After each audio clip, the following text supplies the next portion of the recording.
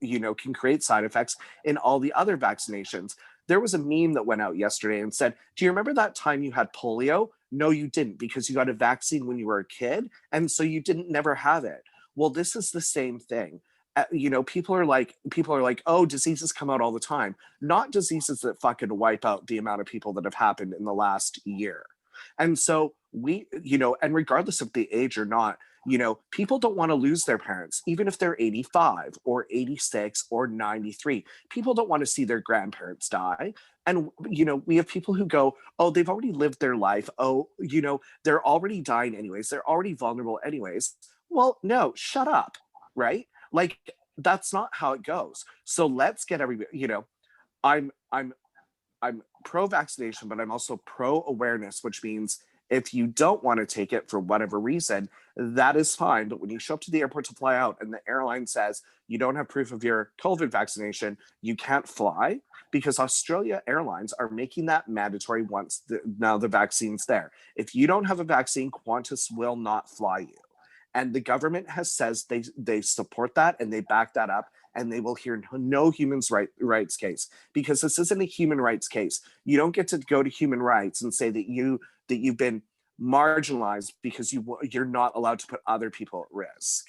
So that's where I'm at with the vaccine. Am I going to take the vaccine? Yes, I'm going to take it. Why? Because I'd prefer, if I did get COVID, that it not fucking drag me to the 7th level of hell and back. And more importantly, because I work with some of the most vulnerable people on the West Coast. Okay. Now, my take on all of this is it's simple. As an older person in the community, and as a person that's an entertainer, I do believe that I'm at risk for all kinds of things. So I will be taking the vaccine. And I think many people in our community should take the vaccine, because it's very important for our community, which is marginalized in so many ways, but that's no excuse for them not to take the vaccine. The real issue of this is that we all need to be safe. So if the vaccine is our first line of defense, that's what we should do. And also, the reason I'm having the show is because I really want to make sure that our community, Lgbytqia Two-Spirit pronoun community, is not left out. And somewhere along the line, we are in line for the vaccine. And I understand that we're all Canadian and we're all in the country and we're all in this together. But we also have to understand that the most vulnerable, which is the seniors and the people that have compromised immune systems and children or whoever, should be taking these vaccines if that is the way the doctors feel that we should go. Now, Chadwick, where do you think this virus came from? Funny you ask that, because I was actually looking over the past series of viruses that we've been hit with, and I went as far back as smallpox. And I said, well, smallpox was a big thing prior to, like, after the 1918 Spanish flu pandemic. So this is our next pandemic since then. Well, let's see, as Chad mentioned earlier, there was H1N1, there was Ebola, Zika virus, MERS, SARS, and furthermore. But I'm looking at COVID. Seems like it's going to be here for the long haul, and I wanted to compare it with a virus that we all know. So I attacked HIV. It's been in the spotlight for 40 years. Next year, May, it'll be 40 years old. And while I was doing that, I'm looking at the way we as a society of gays, lesbians, youth, transgender, everything, how we behave to something that gets thrown at us. And I actually had to search hard for this. This is the original Morbidity and Mortality Weekly Report of the 5 gay men that were dying of AIDS in Los Angeles. Oh, they were the first ones talked about in The Band Plays On. I remember. Where 5 were mentioned. They went to Dr. Michael Gottlieb, and he said, okay, they don't know each other. They've never slept with each other, but yet out of the 5 of them, one had Hodgkin's, and he was doing quite well. So told he was cancer-free. Why is it that all 5 of them had pneumocystis pneumonia, Kaposi sarcoma, cytomegalovirus had thrush, something is new going on, and they had to send out to the CDC for requests for pentamidine. Well, if PCP is so rare, why is it happening now in San Francisco and New York? So that's where I'm talking about the fear of, oh my God, what's going on in our community?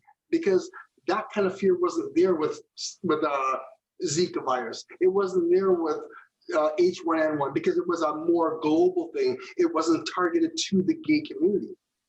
So I'm doing a comparison because I'm looking at how do we in Lgbt community, how do we behave when bad news is thrown at us? Well, let's see. With HIV, we didn't know the virus, that was a virus until 2 years after it was killing our community. It started reporting, that piece of paper was printed in May 5th of 1981. So they went back and said, has anybody seen patients about this and this and this? It turns out they did from the 70s, but our community wasn't dying from it until 1981. So it was already in the works. So I accept the fact that HIV did what it did because we did not know what caused it. And when we found the virus 2 years later, we still had no treatment. So it was continuing to kill people until the first treatment came out. Now let's get back to COVID. I would say, shame on us as a community, as a society. We knew about COVID before it got here. We knew what we saw on CNN, what it was doing to people, killing people. It's airborne. When we got the first case in Canada and the United States, we should have put masks on immediately. We shouldn't have to be told to do that because we had enough warning. We saw it on TV. We didn't get that chance with HIV. Okay. Chad, do you think that COVID is part of SARS?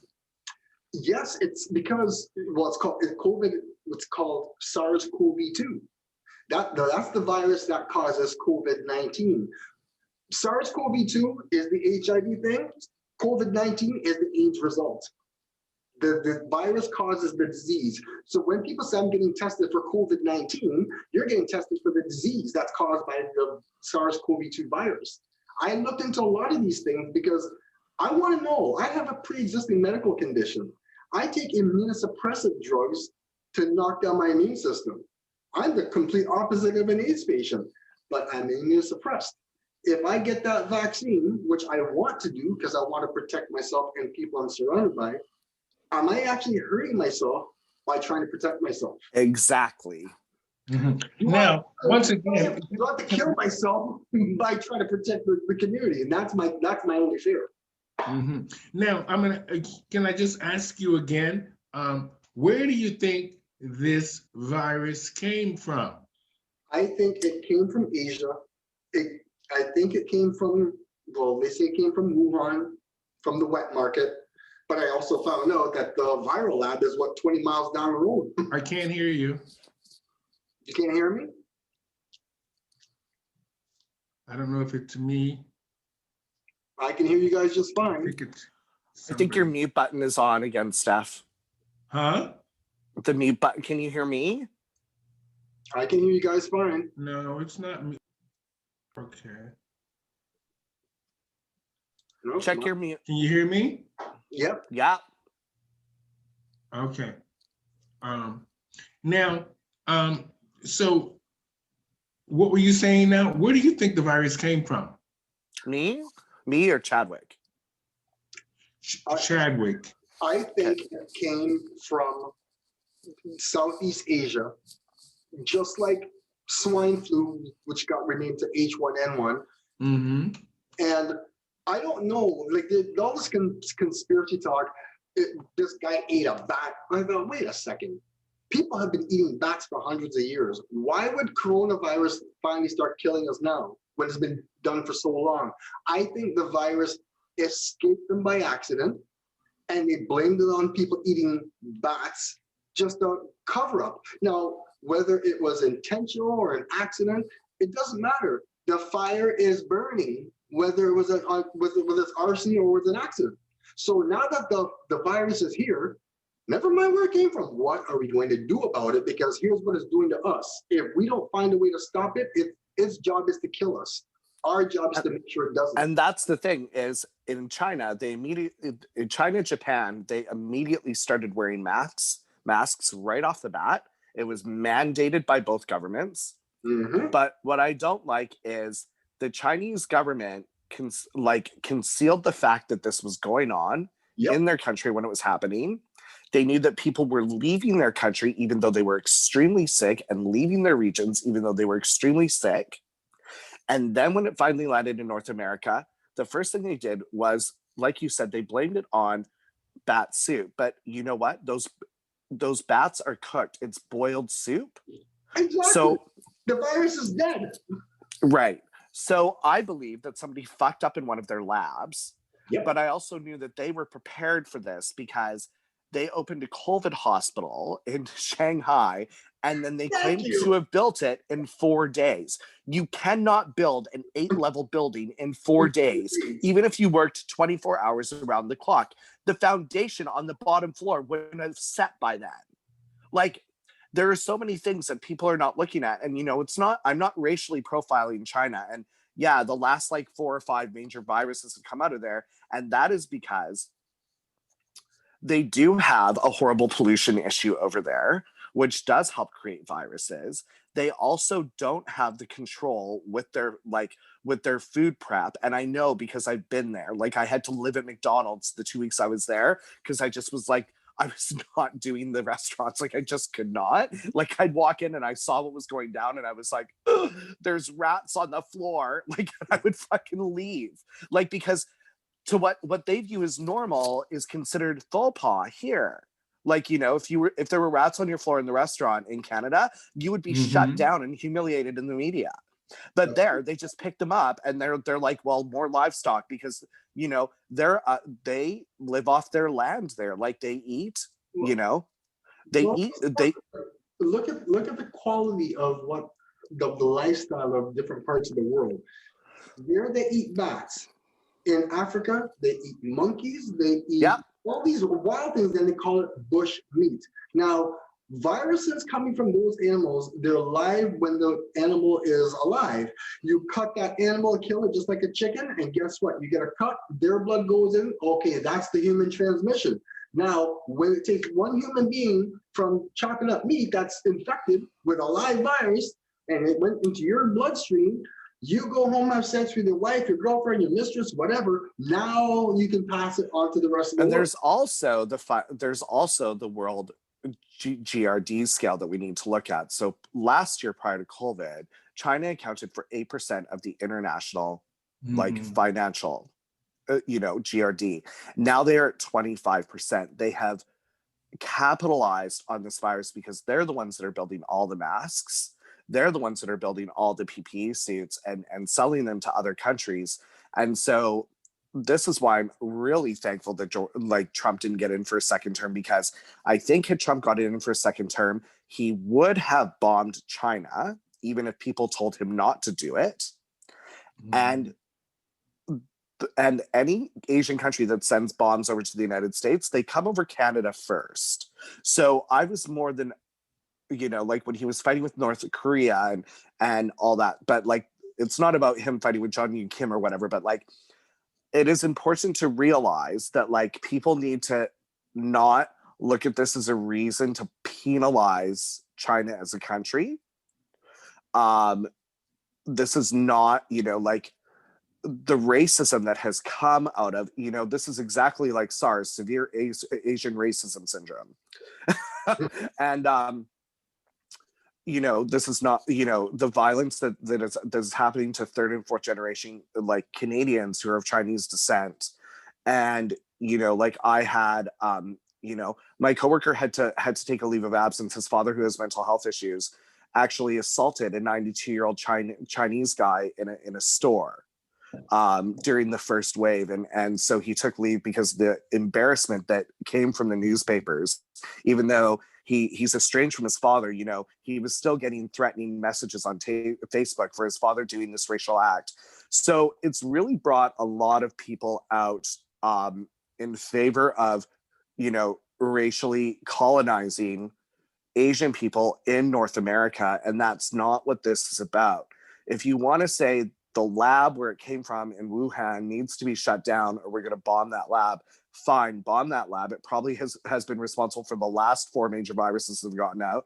And, so bomb it. But the conversation that we're having today, and we're talking about China, and we're saying, we don't necessarily think it, the bad soup thing is a really horrible, it's a microaggressive like Asian explanation, and it was only sensationalized by Trump calling it the China flu, the China virus, the Wuhan virus, whatever. He never, ever called it its legitimate scientific name. And so these are the things that increased incidents of racism, not just in the United States, but in Canada. Yep. And so it's important for us to realize that, like, we cannot hold the entire Chinese population responsible for COVID. It's just, it's insane. It's like, when Hitler held all the Jews responsible for, the suffering of poor people in Germany, even though they had worked really hard for what they had. It's the same sort of thing. And I'm sure people in China are just as concerned about their well-being as we are in North America. I mean, they have to send their kids to school. They have to go to work. They have to walk on the streets. They don't know if the person beside them on the public transit has it. They're going through the exact same things that we are going through. And it's, governments as a whole, like the only people that I found held, really took accountability for the betterment of their countries during this was the Prime Minister of New Zealand. She shut her country down, right down. She took heat right, left, and center. She gave zero fucks about what her constituents said. She said, "You voted me in to run this country. I'm running this country. I'm listening to our medical health professionals," and they literally maybe had like. They literally had like maybe 1% of all the cases, and they've had no positive tests since then because they shut everything down. And same with Japan. Japan has had a low sort of like, they had one area where there was an excessive amount of tests. They wouldn't let people out of that area, and they masked everybody else around the country, and it finally stopped. And now in the lower mainland, in Vancouver, which is connected to Richmond, and Richmond is famous because that's where most people who've immigrated from China live. Out of all of the cities in the lower mainland, in the Vancouver surrounding area, Richmond has the lowest amount of tests. So people who are saying that it's Asian people's responsibility, well, how come Richmond has the lowest amount of tests out of all the lower mainland? And that is because they, as a community, went, we don't want this. It's going to bring a lot of damage. They started masking up in Richmond immediately. The mayor was encouraging it. They did everything. And yes, they have had tests, but nothing like Abbotsford, BC, and nothing like Vancouver. And so so I think it's important for us to realize that this isn't about us attacking Chinese people or saying that they're responsible for what's happening, but rather to remove the stigma of where this virus came from, because now that it's here, it's everybody's problem. Exactly, because like I said, you go into a room and you're talking to people, you've signed a death sentence for them just by being in that room. Other viruses, they all have their different ways, but this one, how much easier is it to spread other than it's like chickenpox? Just stay in the room with somebody, you're infected. Mm-hmm. Yeah. Now, and do you not remember when we were kids, if one of our friends had chickenpox, our moms would send us all over to go hang out. And if COVID wasn't so sketchy, I would probably make if it was just simply you got it and you were sick for a week and then you were fine and there was no risk of death, I would send my kids over to get it just so it would be done and over with. And sadly, we can't do that with this virus because we don't know who it affects everybody differently. Well, And I've had friends that have had it. I had a friend who had 0 symptoms, sat at home for 2 weeks, repainted his place, and bought a PlayStation and learned how to play video games. And then I had another friend who was sicker than a dog for 10 days. Everybody's different. Okay, so as a community, let's go back to Stephanie's question. Where do we see things going with this virus? With not even the virus or the vaccine, I've noticed a big change in the way how people behave from Lgbytqia from the pandemic started until now. And I'm not sure Oh, if bitches. the way how it works in Toronto, I don't know, but in London, when we were on the first couple of weeks, we were all edgy. We're online because this was our outlet. And people that were the top of everything, drag queen, entertainers, you think, oh, they got their stuff made. Like they're the top, they're the bomb. And they had vulnerable spots that we didn't know about until COVID hit. And then those vulnerable spots got exposed. The average everyday person, I just thought, oh gosh, this pandemic's gonna wear that person out because they weren't doing very much anyway. I would, so wrong. They got tough and made it. So everything I thought about people was a complete opposite of what they really were. And the depression, anxiety, the suicide rate, the divorce rate, I mean, COVID has done a number on us. So if you were wondering, where does it go with the gay community? I don't think it's where it's going. Where are we coming from as a community first, and then throw COVID in the picture? I think it's going to reshape us in the way how we do things, starting with mask up. So I hope that answers your question, Stephanie. Now, I want to talk about the, I take my wig off, I say this all the time, to the essential workers and to the people that are protecting us and keeping things moving along.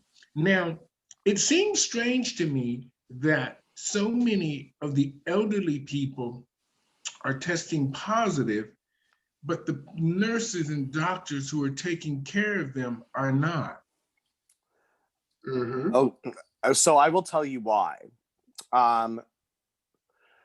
It's a sad reality. Visiting has been cut off since March in the senior cares homes. And so, but the staff have not been following rules. So it's actually the staff that bring it in. And the reason why I work in healthcare. I've been exposed, I've been around people who've been positive for COVID.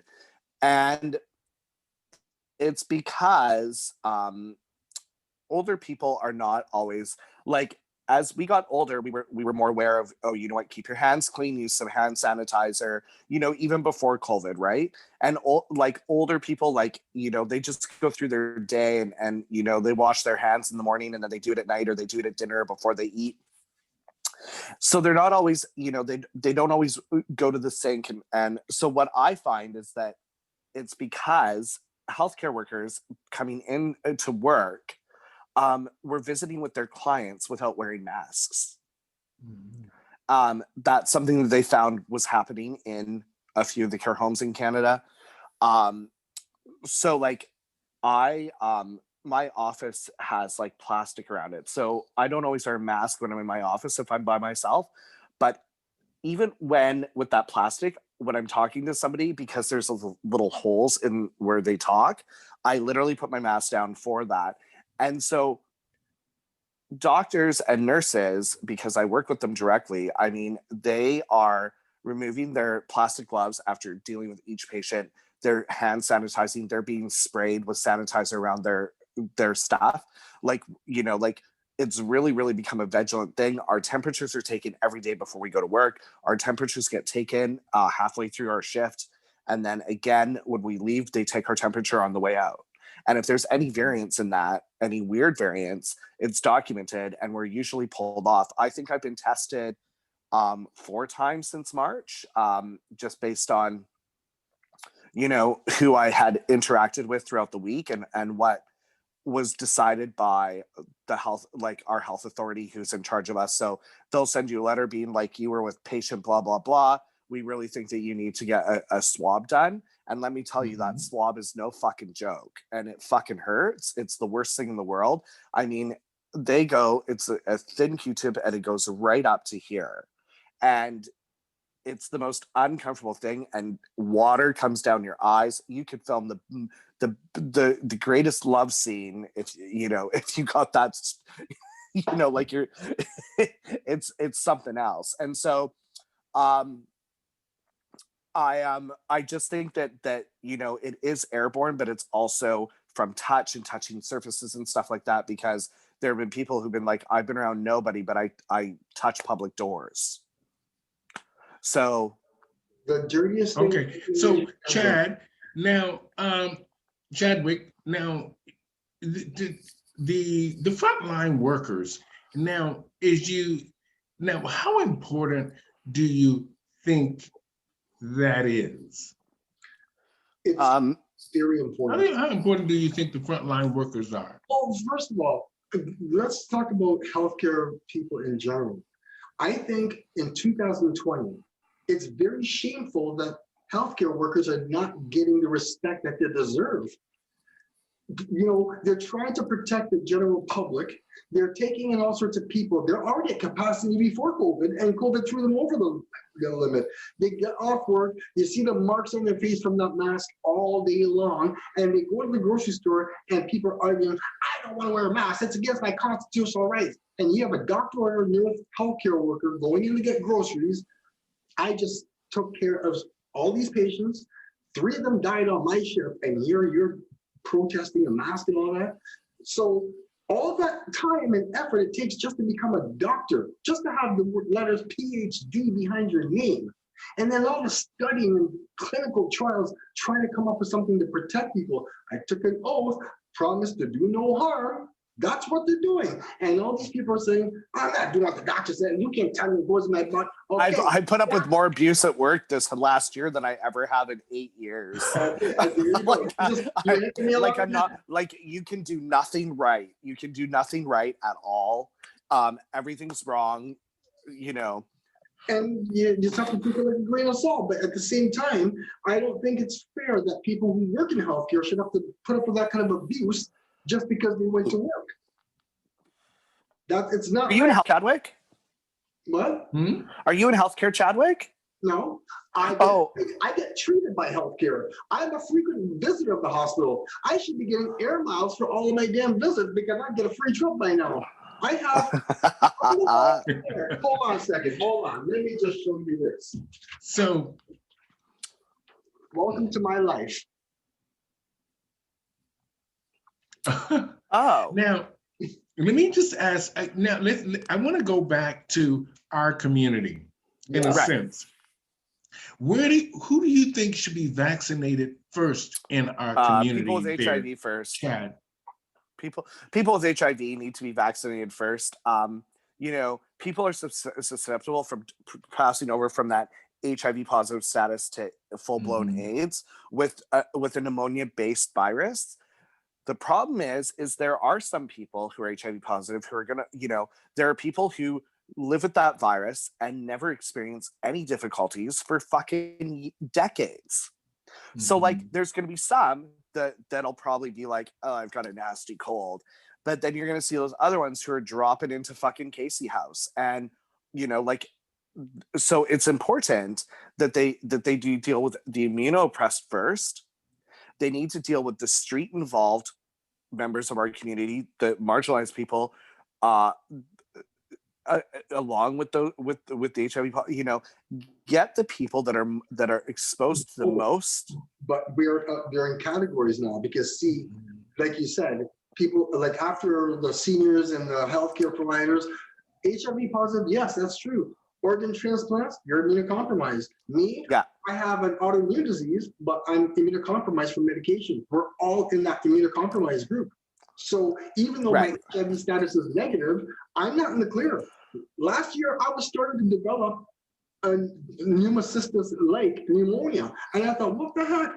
They did the scan and they said, I have pleuritis, and it looks like there was like a fungal, like a yeast infection developing. So let me clarify. Anybody who's immunocompromised in our community needs to be vaccinated, right? I'm priority for vaccination because I'm in healthcare, and so, you know, I'm waiting to get that call to, you know, your vaccine's ready, come get it. We need to also deal with our aging population in the gay community. I believe that, you know, there's a number of senior groups that meet at the 519. I believe that would be, you know, something that needs to be looked at. I don't believe some 34-year-old who goes out and parties every fucking weekend of their life, and the reason why they want that vaccine is so their social life can get back on in order. I don't believe that that's a priority when it comes to vaccination reasons. They will do that. Now, so Go ahead. So I think it needs to work just like it does in outside of the gay community, is that, you know, old people, people with immune compromised systems, you know, people that are dealing with people in human service jobs, and then the rest of the people after that, right? Well, you know, I like I said before, is we're all very lucky that people have to work, and the essential workers have to go to work to take care of their families and pay their bills and stuff like this. And for us people that are in certain situations, whatever it may be, we are lucky that those people put their lives at risk every day just to make sure that their families are okay with far as their bills go. And financially, they understand that they need to work to sort of keep food on the table. And sometimes we have to take the risk to just make sure that we're going to be okay. We understand that we're in a pandemic, and some of us are just very lucky that the healthy people are trying to look after us. And we're very lucky in that sense. And mainly in Canada, we're really lucky because the government really does try to look after its citizens and other people that live here in the country. Now, I just want to say this, because I want to close it, because I think that we've hit a lot of the key points already. But I just want to ask the two of you, where do we go from here? Good question. I was waiting to ask me that. Before, where do we go? We need to know where we're coming from. We're coming from a lot of stubborn people that don't want to follow the rules, which means they're going to take us into lockdown. When we start going by the rules, do what we're told, even if it doesn't work, follow the rules. It will get better if you cooperate. It just treat this virus